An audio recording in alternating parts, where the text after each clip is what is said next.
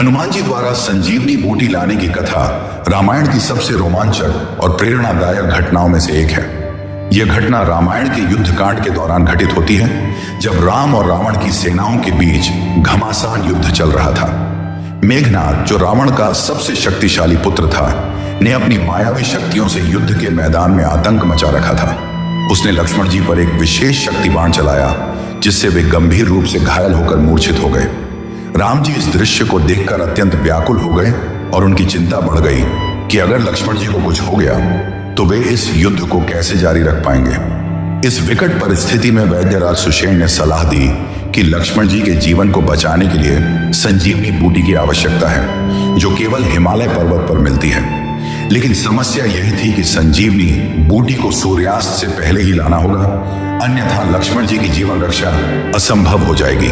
हनुमान जी ने इस कार्य को अपने कंधों पर लेने का निर्णय किया और बिना समय गंवाए वे तुरंत आकाश में उड़ गए। उनकी गति और शक्ति अद्वितीय थी और वे शीघ्र ही हिमालय पर्वत पर पहुंच गए। लेकिन जब वे वहां पहुंचे तो उन्हें एक बड़ी चुनौती का सामना करना पड़ा। हिमालय पर्वत औषधियों से भरा हुआ था और हनुमान जी को समझ नहीं आया कि संजीवनी बूटी कौन सी है। समय बहुत कम था और लक्ष्मण जी के जीवन का प्रश्न था। इस परिस्थिति में हनुमान जी ने अपने बुद्धि और शक्ति का परिचय देते हुए पूरा पर्वत ही उठाने का निर्णय लिया।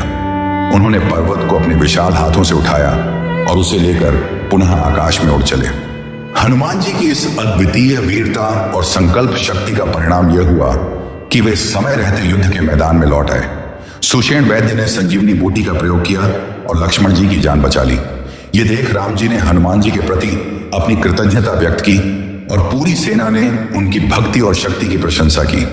इस घटना ने न केवल रामायण की कथा को और भी प्रभावशाली बना दिया, बल्कि यह भी सिद्ध किया कि सच्ची भक्ति और समर्पण से कोई भी असंभव कार्य संभव हो सकता है।